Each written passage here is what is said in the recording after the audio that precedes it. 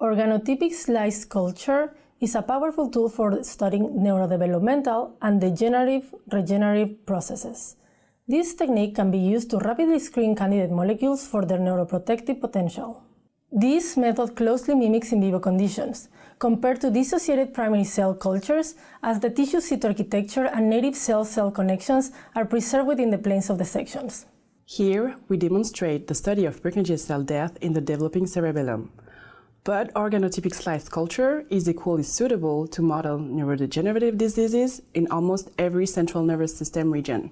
Demonstrating the procedure with Jennifer Rakotomamonjy will be Sean McDermott, a technician from my laboratory.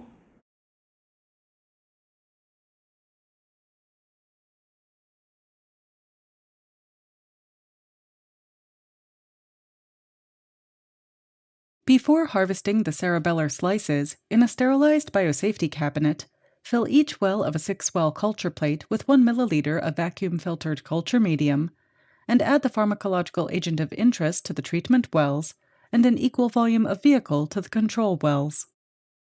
Using sterile forceps, place one 0.4 micrometer pore size PTFE membrane filter insert into each well, taking care to avoid bubbles at the interface of each membrane and the medium, and equilibrate the medium in a 37 degrees Celsius and 5% carbon dioxide incubator for 2 hours.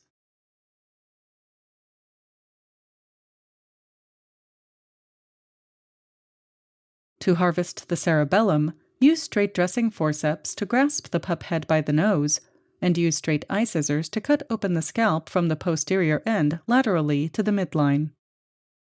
Cut open the skull in the same manner, pointing